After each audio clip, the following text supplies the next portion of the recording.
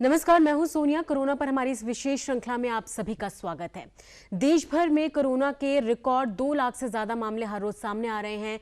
मौत का आंकड़ा 1100 को भी पार कर रहा है। केंद्र सरकार लगातार वैक्सीनेशन देने पर जोर दे रही है। वहीं देश भर में एक डर का माहौल है और साथ ही लॉकडाउन के ऊपर भी जो है वो तलवार लटक रही है। ऐसे में बहुत जरूरी है कि ज्यादा से ज्यादा लोग जो है वैक्सीनेशन का हिस्सा बने। इस श्रृंखला के माध्यम से हमारी हमेशा से कोशिश रहती है कि वैक्सीनेशन को लेकर और कोरोना वायरस को लेकर जो कुछ भी भ्रांतियां या शंकाएं लोगों के मन में हैं उनको ज्यादा से ज्यादा दूर करने की कोशिश की जाए।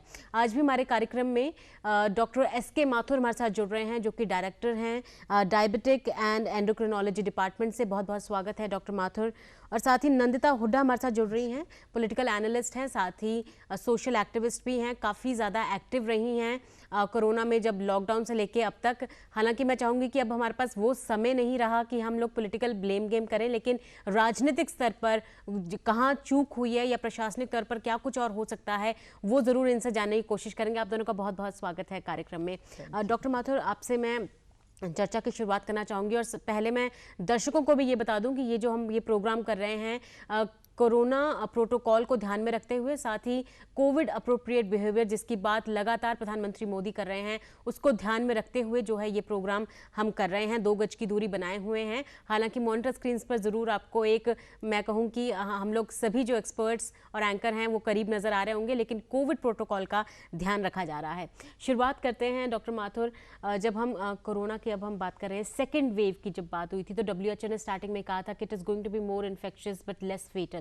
बट जिस तरीके से जो मामले सामने आ रहे हैं, मौत का आंकड़ा जो है वो लगातार बढ़ रहा है, ये तो पहली लहर से भी ज्यादा मैं कहूँ कि खतरनाक साबित हो रही है। देखिए सोनिया जी, पहली लहर में हम लोग उसको मैनेज करने के लिए उतने तैयार नहीं थे जी। लेकिन दूसरी लहर में चाहे हम सरकारी स्तर पे बात करें या प्राइवेट हेल्थ केयर सेटअप्स की बात करें, हम लोग पहले से ज़्यादा तैयार हैं। ये निश्चित बात है कि संक्रमण की दर, संक्रमित मरीजों की संख्या, उनकी गंभीरता में इजाफा हुआ है जी।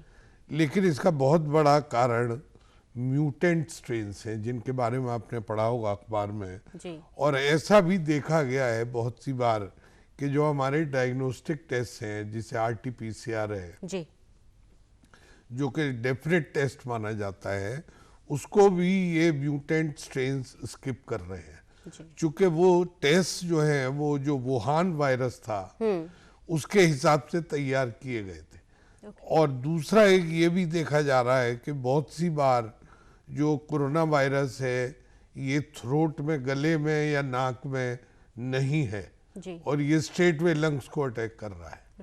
तो इसकी वजह से भी बहुत सी बार ये देखा गया है कि RT-PCR टेस्ट नेगेटिव आ रहा है तो पेशेंट या जो भी व्यक्ति है वो रिलैक्स हो जाता है कि हमारा नेगेटिव है, बट वो सडनली लंग्स पे निमोनिया हो जाता है या उस पर अटैक हो जाते हैं और कॉम्प्लिकेशंस की संभावना बढ़ जाती है, सैचुरेशन फॉल कर सकता है। तो इसकी एक ये भी वजह है कि जो म्यूटेंट स्ट्रेन्स हैं ये ज़्यादा प्रॉब्लम कर रहे हैं। इसीलिए भारत सरकार ने इसके लिए काफ़ी शुरू से ही कोशिश की काम करने की, बट फिर भी म्यूटेंट स्ट्रेन्स हमारे कंट्री में भी आ ही चुके हैं जी। और आपने आज का पेपर पढ़ा होगा कि 90% UK स्ट्रेन चंडीगढ़ में मिला है जी। और डबल म्यूटेंट स्ट्रेन्स ये काफ़ी इन्फेक्टिव स्ट्रेन्स हैं जी। आई थिंक जो बढ़ रहा है कोरोना का प्रकोप उसमें ये भी एक बहुत बड़ा कारण है। बिल्कुल। नंदिता हुड्डा जी, मैं आप पर आना चाहूँगी। आपने काफ़ी एक्टिव रही हैं सोशली भी और पॉलिटिकली भी को जब लॉकडाउन लगा था और अब तक, क्या कुछ अनुभव मैं जानना चाहूँगी आपका राय कि लोगों के सामने क्या कुछ चुनौतियाँ थी और हालात कितने जो हैं ख़राब हुए हैं पहले से, वो आप बेहतर बता पाएंगे? देखिए, मैं कहना चाहूँगी जो हमारे देश में कोरोना का जो पहला केस आया था वो जनवरी 2020 में आया था। तो उसके बाद मेरे हिसाब से अगर हम उसको उसी समय टैकल करने का काम करते तो काफ़ी हम इससे बच सकते थे। उसके बाद जैसे कई प्रोग्राम, मैं सरकार को वो नहीं कह रही, यहाँ मेरा कोई इरादा नहीं है, पर मैं सिर्फ ये कहना चाहूँगी कि उस समय अगर हमने प्रायोरिटी बेस पे, प्राथमिकता पे इसको लिया होता तो हम बहुत हालात से बच सकते थे। पहले जैसे जनवरी में आया फर्स्ट केस, फरवरी में हमारे यहाँ बहुत बड़ा कार्यक्रम हुआ नमस्ते ट्रंप, और मार्च में जो है मध्य प्रदेश की सरकार का जो रहा, हमें किसी से भी वो छुपा नहीं क्या कैसे चलता रहा। और मार्च में जब एकदम बिना सोचे समझे जो लॉकडाउन कर दिया गया, रात के 12 बजे से लॉकडाउन रहेगा, तो जो हमारे प्रवासी मजदूर भाई बहन जहाँ भी फंसे हुए थे, अटके हुए थे, उनकी जो हालात रही, किस तरह वो ट्रेवल कर रहे थे, अपने घर पहुँचना चाहते थे, सड़क पे, रेल पटरियों पे वो अपनी जान गंवा रहे थे। हमारी मजदूर बहनें सड़क पे जो है बच्चे पैदा करने को मजबूर थी। तो ऐसी परिस्थितियों में हमारे जो सामाजिक लोग हैं, बहुतों ने जो एज पर देयर कैपेसिटी जो मदद कर सकते थे, जो किया, एक दूसरे के साथ खड़े रहे। जो शासक होता है उससे बहुत ज़्यादा उम्मीदें जो प्रजा को होती हैं, तो वो मैं कहूँगी कि वो हमने उस स्तर पे हमने जो देखना चाहिए था वो हमें नहीं मिल पाया है। और परिस्थितियाँ आज भी, मैं कहूँगी आज भी नहीं बदली हैं। जैसे जो बड़े बड़े आयोजन आज भी चल रहे हैं, हम दिन में जैसे रैलियाँ आयोजन कर रहे हैं, ये क्या सही है? चाहे कोई भी आयोजन करे, मैं ये कहना चाहूँगी कि इस समय सरकार को ही रोक देना चाहिए इस तरह का। और चुनाव को भी, चुनाव से पहले प्राथमिकता जो है वो जान बचाने की होनी चाहिए। तो हमें जो एक चुनाव पे ही, और एक और बात बहुत अजीब हमें देखने को मिली कि जो हमारा पूरा मंत्रालय है, चाहे वो पंचायतों के चुनाव हो, चाहे म्युनिसिपल के हों, तो उनको वहाँ जाके सबको नुक्कड़ सभाएं करनी होती हैं। उस समय जब देश को ज़रूरत है तो उनको उस पे, अभी इस समय जैसे हॉस्पिटल मैनेजमेंट की ज़रूरत होनी चाहिए कि कितने बेड हैं हमारे पास, कितनी दवाइयाँ हैं। अब प्रदेशों से जैसे खबर आ रही है दवाइयाँ नहीं है, और जो वैक्सीनेशन है, एक बनाना चाहिए रोड मैप कि कब तक हम सबको वैक्सीनेशन दे देंगे आपको जी। और हर वर्ग को सुनिश्चित करना चाहिए कि हर वर्ग के लिए हम ये करें। और जैसे हमारे यहाँ से वैक्सीन एक्सपोर्ट की गई, तो प्राथमिकता हक तो पहले देश के नागरिक का है। पहले हमें ये सुनिश्चित करना चाहिए था कि हम अपने नागरिकों को पूरा सबको वैक्सीन दें। उसके बाद हम कहते हैं ना कि पहले हम खुद की रक्षा करेंगे तो हम दूसरे की करने जाएंगे। तो हम मतलब वाहवाही लूटने के चक्कर में बाहर की तरफ ना भागें, पहले अपने परिवार को संभालें। जी। लेकिन मुझे ऐसा लगता है कि जैसा कि डॉक्टर माथुर ने भी कहा कि पहले हमारे पास इतने रिसोर्सेज नहीं थे, अब धीरे धीरे जो है सरकार में उनकी कोशिशों में भी जो है तेजी आई है। हालांकि जो आप कह रही हैं कि ज़्यादा से ज़्यादा और ज़मीन पर काम करने की हमें ज़रूरत है, और जो तमाम आयोजन है, जैसा कि प्रधानमंत्री मोदी भी कह चुके हैं कि इन आयोजनों को अब ज़्यादा से ज़्यादा सिम्बॉलिक जो है रखने की कोशिश करें।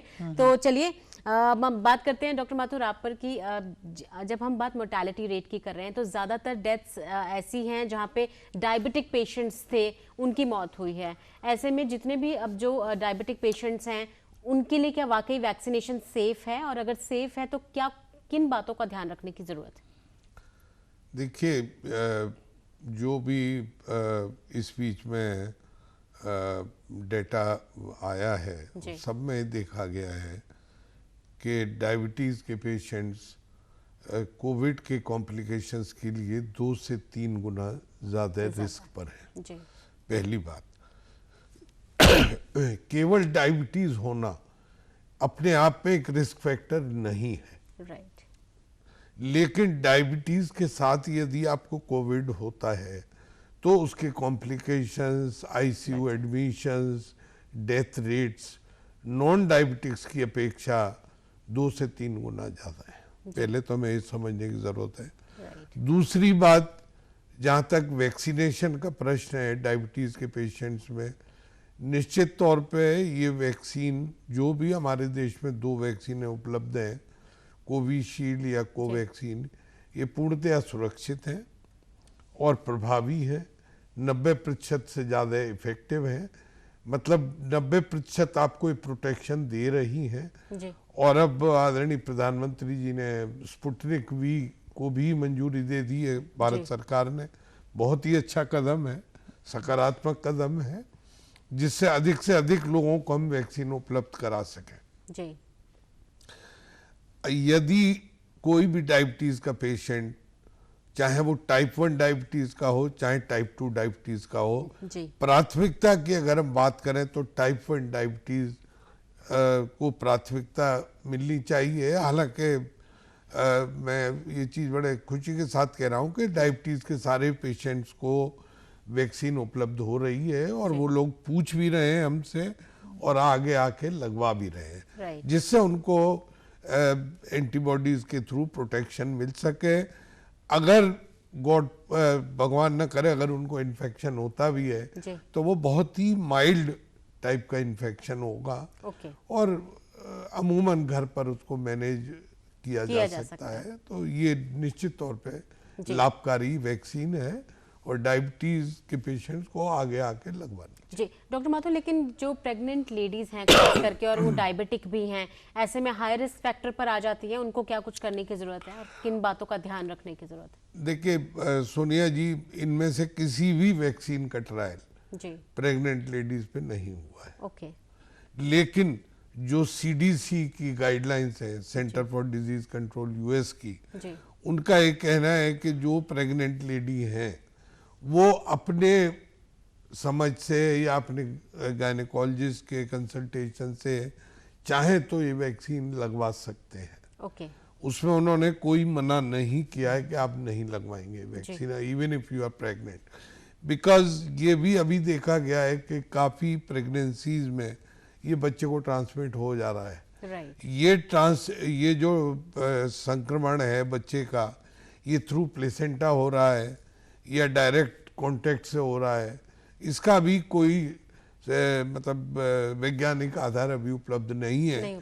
लेकिन सीडीसी ने प्रेग्नेंट लेडी को लगाने के लिए मना नहीं किया है, पर गर्भवती महिलाओं में इन वैक्सीन्स की प्रामाणिकता, इन वैक्सीन्स की सुरक्षा, इसके बारे में अभी आंकड़े उपलब्ध नहीं, पुख्ता प्रमाण नहीं मिल पाए हैं। जी नंदिता हुड्डा जी, मैं आपसे जानना चाहूँगी, जब लॉकडाउन हुआ था तब आपने सामाजिक स्तर पर काफ़ी काम किए और महिलाओं के साथ मिलकर ज़्यादा से ज़्यादा मास्क जो है वो लोगों तक पहुँचाए। उस अनुभव के बारे में हमारे दर्शकों के साथ कुछ साझा करें। देखिए, जब मार्च में लॉकडाउन हुआ था तो एकदम बाहर आना जाना बंद हो गया था, तो उस समय हमने मास्क बनाने भी सिखाए कि घर में रह के हम कैसे मास्क बनाएं, और बना के हमारी टीम ने ज़्यादा से ज़्यादा लोगों तक जितना कर सकते थे वहाँ पहुँचाया। जी दवाई पहुँचाने की बात हो, खाना पहुँचाने की बात हो, तो हम जो कर सकते थे, और मैं ये कहूँगी कि हमारे देश का हमारे लिए गौरव की बात है कि आपस में एक दूसरे का बहुत सहयोग हमारे भाई बहनों ने किया। जी तो अच्छा लगा कि हम जो कर पा रहे हैं। तो मेरे हिसाब से आज के समय भी और हर समय हमें एक दूसरे को मदद करनी चाहिए, एक दूसरे के काम आना चाहिए। बिल्कुल।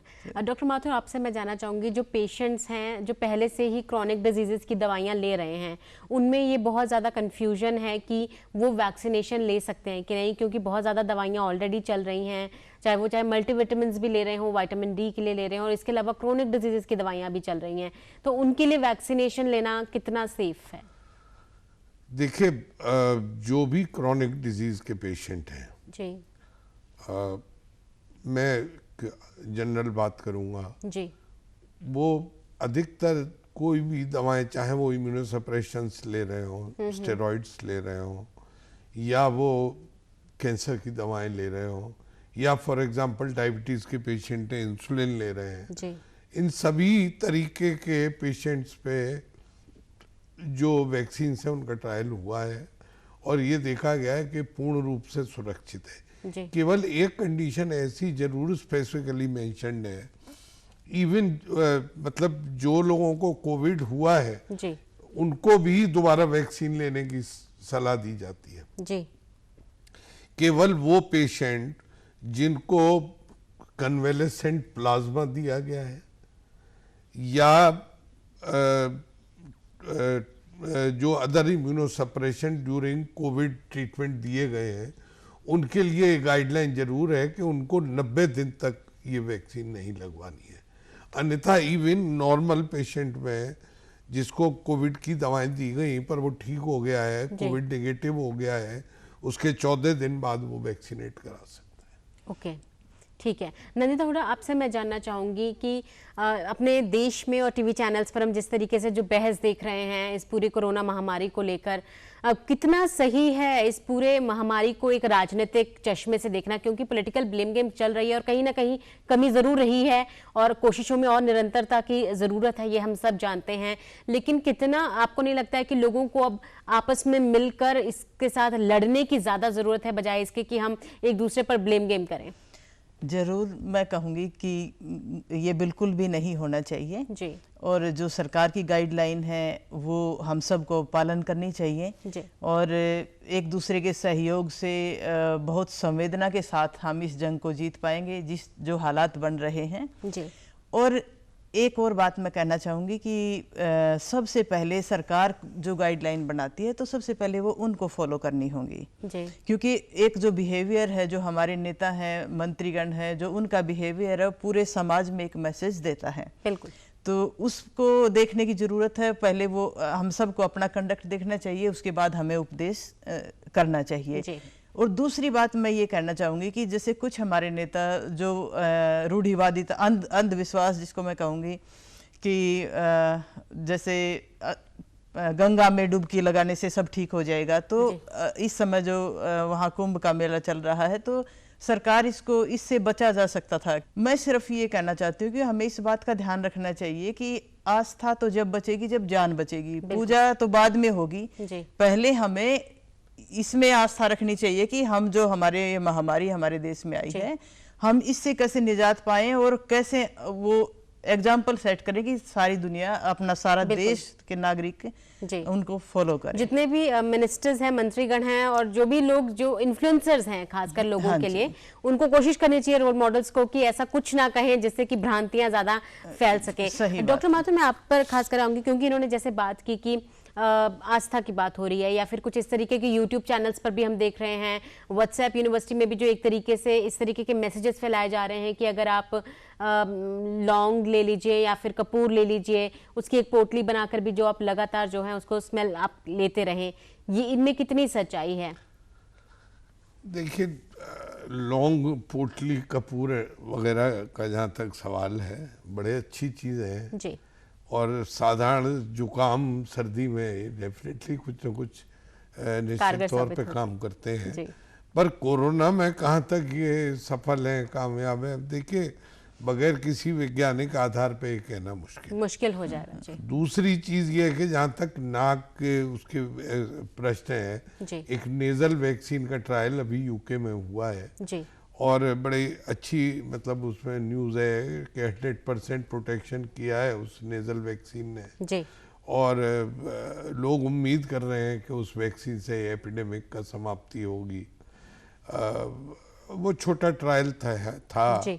पर उस पर काम हो रहा है और ये मान के चलिए कि 21वीं सदी में विज्ञान काफ़ी आगे है जी। और निश्चित तौर पे इस पर बिल्कुल विश्वास रखें, भरोसा रखें कि ये समय बुरा वक्त खत्म होगा, ये महामारी खत्म होगी। बस यही बात है कि जब तक इसको निश्चित न कर लें तब तक जो कोविड समुचित व्यवहार है जी। उसको जरूर पालन। बिल्कुल सही कहा। नंदिता हुड्डा, मैं आपसे जानना चाहूंगी, अब जैसे कि लगातार मामले बढ़ रहे हैं तो सरकार ने जो एंट्रेंस एग्जाम्स हैं या फिर जो 12वीं के 10वीं के एग्जाम्स हैं वो सब भी पोस्टपोन हो गए हैं, कहीं पर सीधा सीधा प्रमोट कर दिया गया है बच्चों को।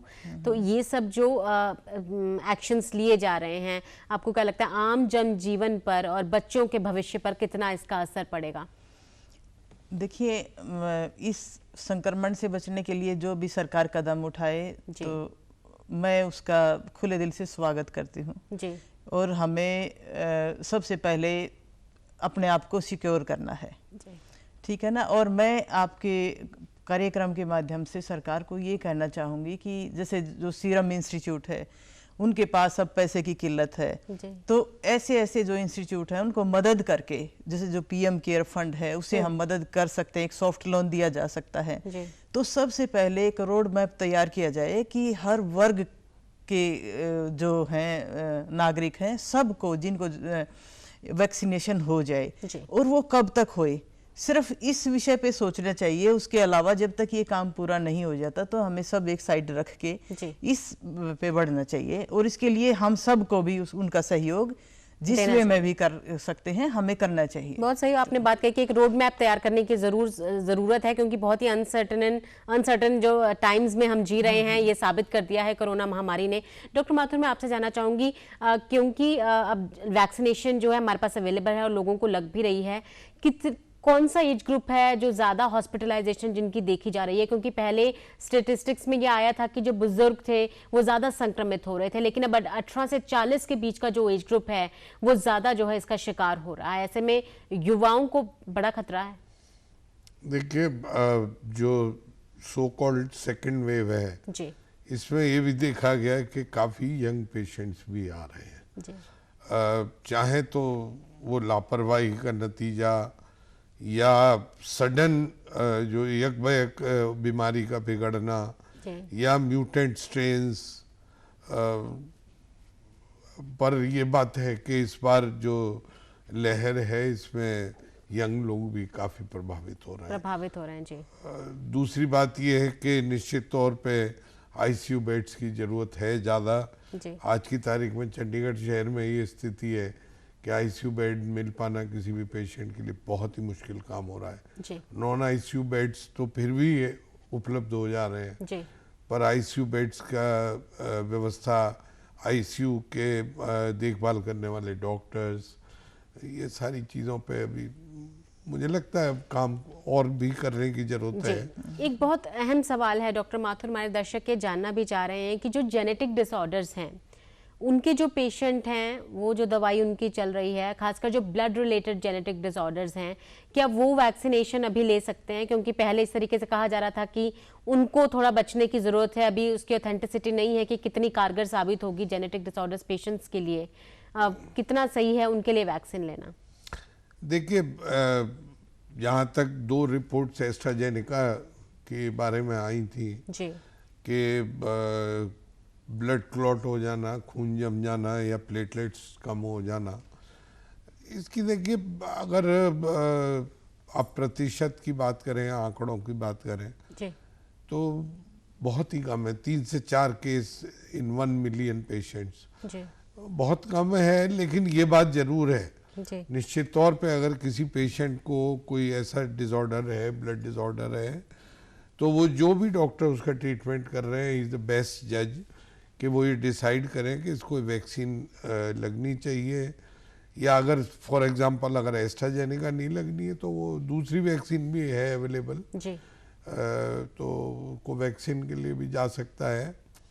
और अब तीसरी वैक्सीन भी बहुत जल्द आने वाली है हमारे देश में। उम्मीद करता हूँ कि मई मंथ से, अगले महीने से वो भी अवेलेबल हो जाएगी। ज़्यादा से ज़्यादा लोग तो 3 वैक्सीन की है उपलब्धता।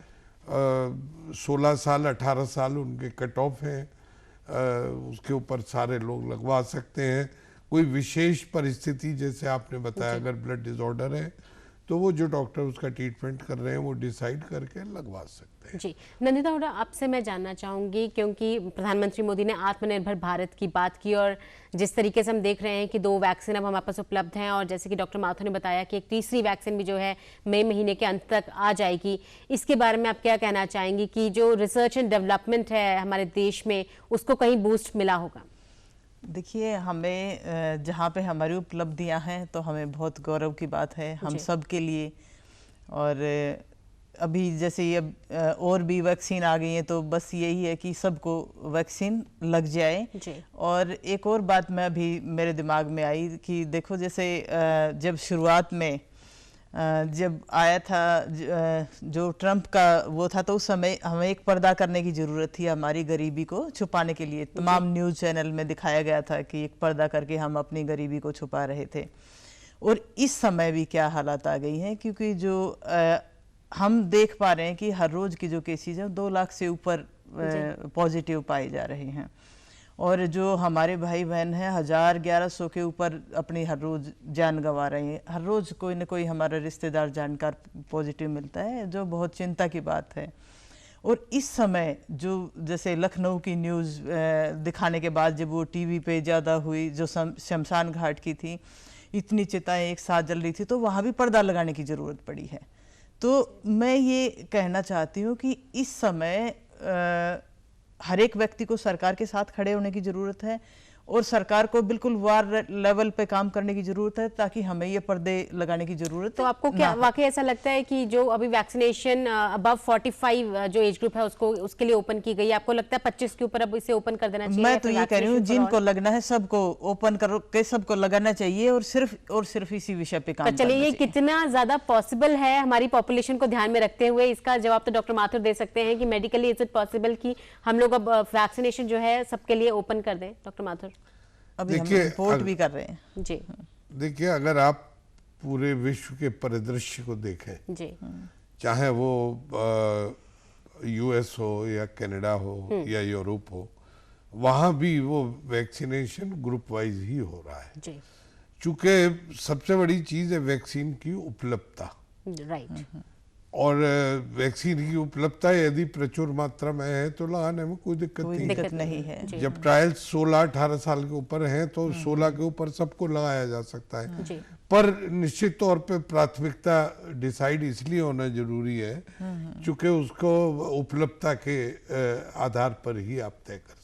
जी डॉक्टर माथुर, एक और सवाल जो दर्शक जानना चाहते हैं वो ये कि जो डायबिटिक पेशेंट्स हैं, वैक्सीनेशन लगाते वक्त उनका शुगर का क्या लेवल होना चाहिए, और एक बार लगाने के बाद पहले डोज के बाद का जो बीच का अंतराल है दूसरे डोज से पहले और दूसरा डोज लगाने के बाद क्या कुछ प्रिकॉशंस लेने की जरूरत है? देखिए, बहुत आपका बढ़िया सवाल है सोनिया जी। पहली चीज तो ये है कि वैक्सीन लगाना एक अलग चीज है, डायबिटीज का कंट्रोल कोरोना काल में या इवन अदरवाइज वो एक अपनी जगह अलग पॉइंट है। डायबिटीज वाले को तो देखिए अपना जो शुगर की मात्रा है उसे नियंत्रित रखना है 80 से 140, 50, 60 तक। इसके ऊपर नीचे इस आजकल नए पैरामीटर्स पे काफ़ी फोकस किया जा रहा है डायबिटीज़ के, जिसको कि टाइम इन रेंज कहते हैं, जिसको TIR। तो TIR हम चाहते हैं कि 75 से 80%, 80 से 170 के 180 के बीच में रहे, इससे बाहर न जाए। एक तो ये बात रही। दूसरा प्रश्न ये है कि वैक्सीन लगाने से पहले अगर कोई उसको माइल्ड इलनेस है, कुछ मामूली प्रॉब्लम है तो उसको ठीक होने का मौका दें, उसके बाद वैक्सीन लगवाएं। जी। दूसरी बात, वैक्सीन लगवाने के बाद डायबिटीज पेशेंट का कंट्रोल गड़बड़ा सकता है, ब्लड शुगर बढ़ सकती है। तो आपको उस समय अपने डॉक्टर के संपर्क में रहना जरूरी है। और मैंने कई पेशेंट्स में देखा है कि वैक्सीन लगवाने के बाद उनकी ब्लड शुगर शूट कर गई। इसके कई कारण हो सकते हैं। एक कारण तो हो सकता है कि आपको मामूली बुखार आया, स्ट्रेस हुआ, बहुत सारी चीजें सो ऑन, तो वो आपको अपना नियंत्रण में रखना है। और चूंकि अब जैसे लॉकडाउन या वीकेंड लॉकडाउन्स या फिजिकल आप डॉक्टर से नहीं मिल पा रहे हैं तो उनसे आप लाइन अप करके रखें, ऑनलाइन अपने अपॉइंटमेंट का सिस्टम, टेली कंसल्टेशन का सिस्टम, दवाओं का प्रॉपर स्टॉक, शुगर चेक करने के मीटर्स, स्ट्रिप्स, ये सारी चीजें आपके पास अवेलेबल रहनी चाहिए। फिर उसमें ये चीज नहीं होनी चाहिए कि हमारी दवा खत्म हो गई, नहीं मिली, या इस टाइप के लॉजिस्टिक्स। जी। एक और सवाल डॉक्टर माथुर कि जब पहला डोज उनको मिल गया है और जब दूसरा डोज अभी मिलना बाकी है, इस अंतराल में जो उनकी नॉर्मल मेडिसिन चल रही हैं वो चलती रहें?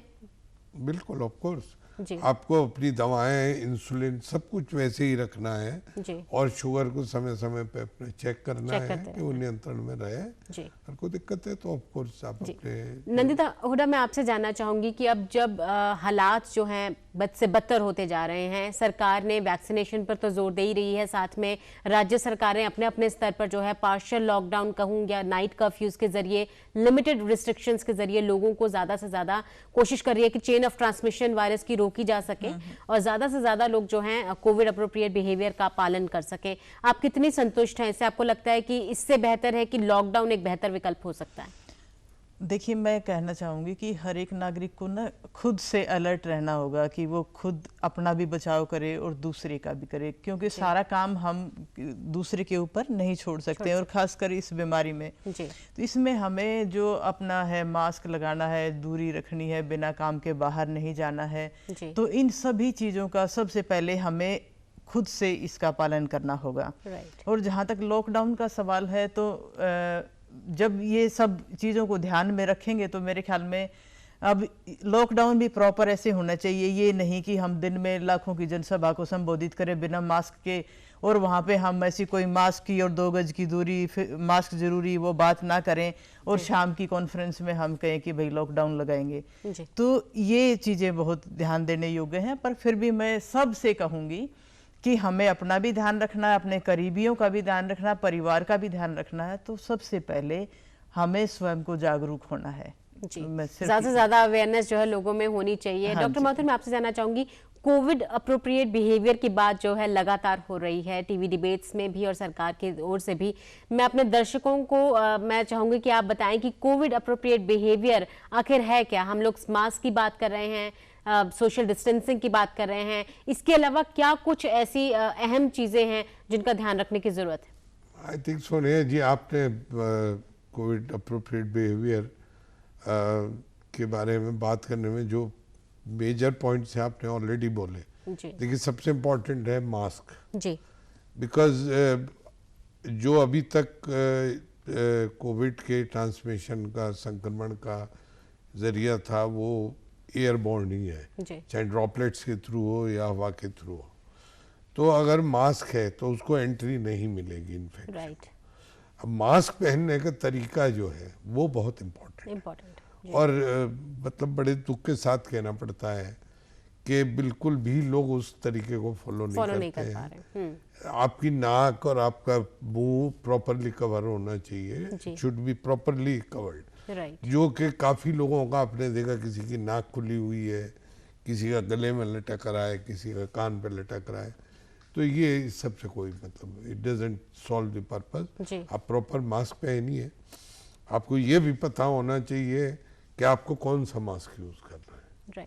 जो ये डिजाइनर मास्क, फैशनेबल मास्क, ये सब एक्चुअली ये सारे mask, truly speaking, they are good if you are wearing 2 mask.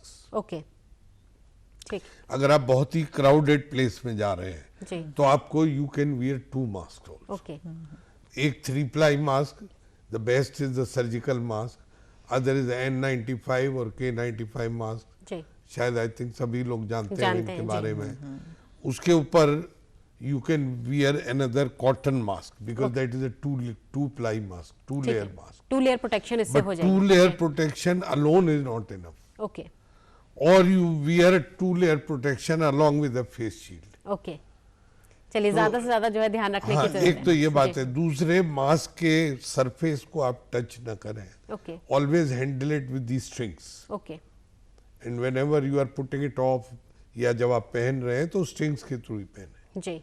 2 चीजें। और जहां तक वॉशेबल मास्क की बात है, वो आप अपनी नॉर्मल लॉन्ड्री के साथ उनको धो सकते हैं, कोई दिक्कत नहीं है। चलते चलते मैं चाहूंगी डॉक्टर माथुर, आप ये भी बताएं कि आजकल क्योंकि मौसम चेंज हो रहा है तो ऐसे में लोगों को आम सर्दी जुकाम की जो है प्रॉब्लम है वो भी आ रही है। ऐसे में लोग थोड़ा सा डर भी रहे हैं कि और टेस्ट नहीं करवा रहे हैं।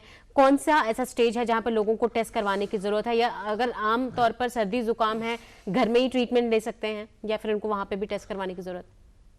देखिए, बड़ा मुश्किल सा सवाल है जी, क्योंकि सिम्टम्स जो हैं कोविड के इतने वेग हैं कि अब मतलब जैसे हमारे, आपने भी व्हाट्सएप देखे होंगे तमाम, कि वो ये व्हाट्सएप आ रहे हैं कि प्रेगनेंसी और फ्रैक्चर छोड़ के सब कुछ हो सकता है कोविड।